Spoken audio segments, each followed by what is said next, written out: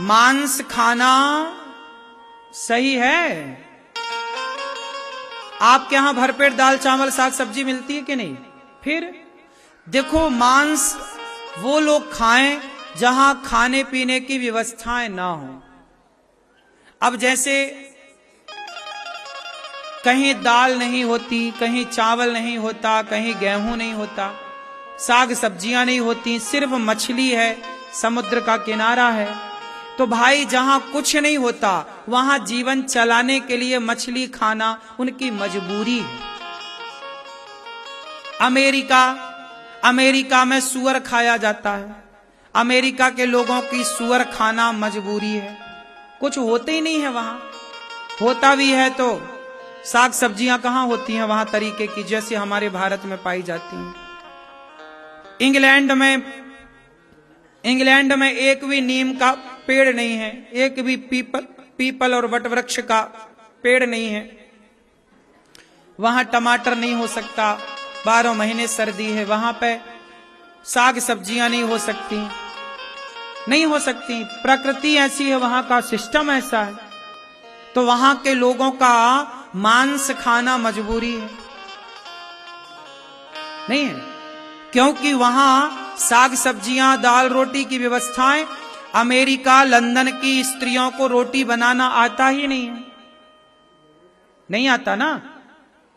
वहां की महिलाओं को रोटी बनाना नहीं आता, क्योंकि वहां रोटी जानते ही नहीं कोई। वहां खाने का मतलब है मांस। जैसे कुत्ता खाता है ऐसे वहां के इंसान खाते हैं। आज भी इंग्लैंड में लोग कच्चा ही मांस खाते हैं अधिकांश।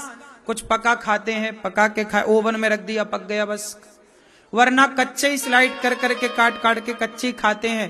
ब्रेड के बीच में रखा एक मांस का टुकड़ा खा लिया। क्या करे, वहां की मजबूरी है उन लोगों की, वहां ऑप्शन नहीं है। वहां का व्यक्ति विकसित नहीं है। अब आप कहो जी वहां के लोग बड़े काय के विकसित है, खाने का ज्ञान नहीं है, तो काय के विकसित है? जो कुत्ता बिल्ली खाते कच्चा मांस, अभी देखो हमारे यहां बिल्ली घूम रही है एक भूरी कलर की। ये बिल्ली सारे चूहों को पकड़ती है, कर्र कर्र खाती है, गन्ने जैसा। हाँ या ना? ऐसे ही वहां के लोग मांस को कर्र कर्र खा जाते हैं।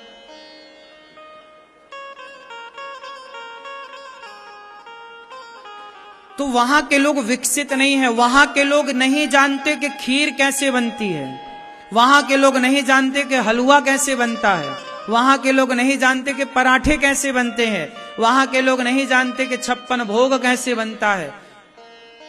अब बताओ विकसित हैं?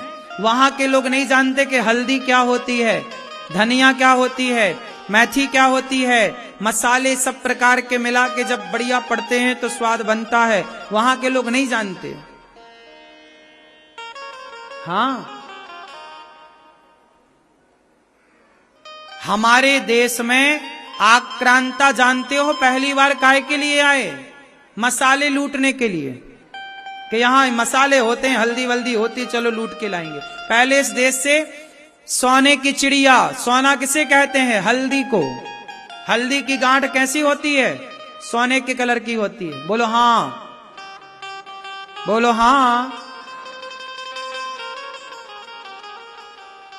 हल्दी को सोना बोलते थे।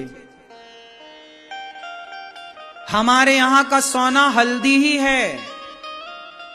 आज आपको पता चला होगा हल्दी कितनी बड़ी औषधि है। हल्दी का नित्य सेवन करने वाला, अभी सिद्धू की पत्नी को कैंसर हो गया था, आखिरी समय था, चरण था, आखिरी मरने वाली थी, लेकिन उन्होंने बताया कि मैंने हल्दी खवाई, अदरक का रस पिलाया और नीम के पत्ते चबाए, तो धीरे धीरे वो जो डॉक्टर ने मना कर दिया था, अब घर ले जाओ मर जाएंगी ये कुछ दिन में, वो बिल्कुल स्वस्थ हो गई, कैंसर खत्म हो गया। ये हल्दी का वरदान है, ये हल्दी की ताकत है, तुम क्या जानो। आजकल तो डॉक्टर दवाई कर करके मारे डाल रहे हैं, जबकि आयुर्वेद में कितनी ताकत है। हमारी हल्दी को हल्के में ले रहे हो। हल्दी, कच्ची हल्दी, जरा कच्ची हल्दी डाल दिया करो दूध में, और वो दूध जरा अदरक का कुछ रस डाल दो दूध में, पिलाओ सर्दी के मौसम में बच्चों को। तो हल्दी, लौंग, ये सब, अब ये क्या जाने वहां के लोग। हमारे यहां 56 भोग बनते हैं, बोलो हाँ।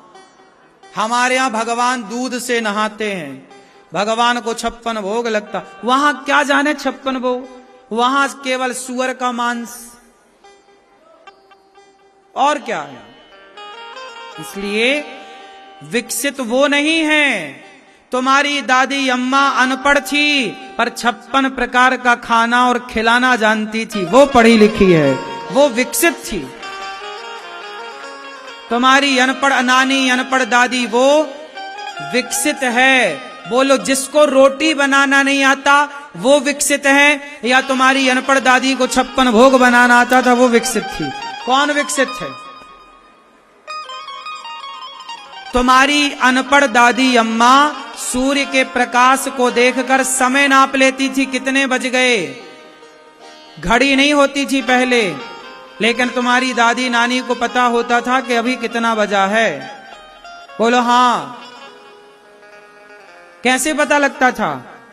वो सूर्य के प्रकाश से नाप लेती थी। रात को चंद्रमा और तारों की उपस्थिति से जान लेती थी कितना बज गई। ये चंद्रमा यहां है, ये तारा यहां है, तो जान लेती थी कि ये तारा यहां है, मतलब इतना बजा है। मतलब अंतरिक्ष का ज्ञान तुम्हारी अनपढ़ दादी को था। बोलो हाँ। नहीं था? तो बताओ विकसित कौन? 200 साल पहले पता लगा कि पृथ्वी गोल है। हम हजारों साल पहले जानते थे कि पृथ्वी गोल है। भूगोल हमारे भागवत जी में एक चैप्टर है। कौन था साइंटिफिक? कौन था गवार? आज दुनिया जिन्हें विकसित कह रही है वो ना तब विकसित थे ना आज विकसित हैं। भारत पहले भी विकसित था, आज भी विकसित है। चलो बताओ, आज के 100, 200, 400 साल पहले हम भारतीयों को पता था कि चंद्र ग्रहण कब पड़ेगा, सूर्य ग्रहण कब पड़ेगा, तारीख क्या है, किस तारीख को कितने बजकर कितने मिनट पर चंद्र ग्रहण पड़ेगा। आज के 400 साल पहले नासा को नहीं पता था, नासा तो था ही नहीं। अमेरिका, लंदन को नहीं पता था कि सूर्य ग्रहण कब पड़ेगा, लेकिन हमें पता था। तो बताओ अनपढ़ कौन था? हम पढ़े लिखे थे कि नहीं? इंग्लैंड में पहला स्कूल कब बना? 1812 में। उसके पहले इंग्लैंड में कोई स्कूल नहीं था। जब इंग्लैंड में 1812 में पहला स्कूल की स्थापना हुई, उस समय भारत में 7 लाख गुरुकुल एक्टिव थे। ऑन रिकॉर्ड ये सब चीजें हैं। ये भारत की विशेषता है। भारत कभी अनपढ़ था ही नहीं। भारत सदा से शिक्षित था, शिक्षित है, विकसित था, विकसित है। कोई हमें क्या विकसित करेगा? तुम आज अंग्रेजी दवाइयों की बात करते हो, ठीक है। हमारे यहां आयुर्वेद में ताकत, विडंबना क्या हुआ जानते हो? अब हमारी सरकार अब जाकर के आयुर्वेद को कुछ महत्व देने लग गई, वरना पिछली सरकारों ने तो आयुर्वेद को नकार दिया था। तो जब आयुर्वेद को नकारा जाएगा तो इंग्लिश का दबदबा हो जाएगा। आयुर्वेद की ताकत लोग नहीं जान रहे हैं। आज आयुर्वेद के कारण ही सिद्धू की पत्नी की जान बची कि नहीं? इंग्लिश वाले डॉक्टर तो मना कर दिए थे कि मर जाएगी। सिद्धू की पत्नी इंग्लिश डॉक्टरों को तो दिखा दिखा के थक गए ना, वो तो बोल दिए थे कि आखिरी है, मर जाएगा। लेकिन आयुर्वेद ने जान बचा दी कि नहीं? बोलो हाँ। ये अभी सिद्धू ने, आपने सुनी होगी उसकी वीडियो, अभी की घटना है। फिर इसलिए हम हिंदू, हमारे इस धर्म में क्या हुआ? हमने अपने आयुर्वेद को भुला दिया, हमने अपने वेदों को भुला दिया, हमने अपनी भगवत गीता भुला दी। हम दूसरों के ज्ञान पर आश्रित हो गए। हमने अपनी रिसर्चें करनी बंद कर दी, हमने अपना स्वाध्याय करना बंद कर दिया, हमने अपनी पढ़ाइयां पढ़नी बंद कर दी। आश्रित हो गए हमने अंग्रेजों के, इंग्लिश पढ़ाई के। विडंबना ये हो गई इसलिए हम पीछे हो गए, वरना दुनिया का सबसे बड़ा आर्किटेक्चर हमारे यहाँ है। राम सेतु, बिना खंबे का इतना बड़ा पुल बनाया उस जमाने में। ये देखो कितनी बड़ी व्यवस्था है। ताजमहल, लोग कहते हैं कि ताजमहल उसने बनवाया। अरे वो शंकर जी का शिवालय था, तेजो महल नाम था। और शंकर जी के शिवालय को अब देखो, कुछ भी बोल दो आप, तो हमारे यहां ऐसे शिवालय, ऐसे मंदिर ढेर थे कि नहीं? उस अब बताइए, ताजमहल तो तब बनाना जब कोई कंप्यूटर नहीं था, जब कोई विज्ञान नहीं था, लेकिन ऐसा बना कि आज भी वो 7 अजूबों में अजूबा है। बोलो है कि नहीं? नहीं है ताजमहल। तो हमारे यहां के इंजीनियर पढ़े लिखे थे कि नहीं? नहीं पढ़े लिखे होते तो ताजमहल कैसे बनता? आज दक्षिण में जाओ, 1-1 हजार साल पुराना मंदिर बना है, जाके देखना। तिरुपति बालाजी का, रामेश्वरम तो गए होंगे आप।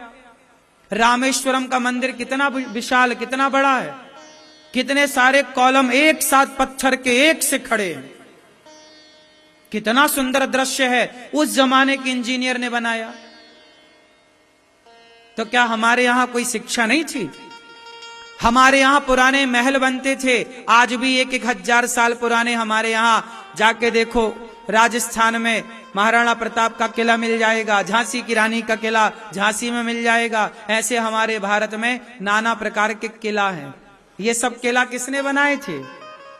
इंजीनियरों ने तो बनाए। हमारे भारत की अपनी कोई अंग्रेज आए थे बनाने?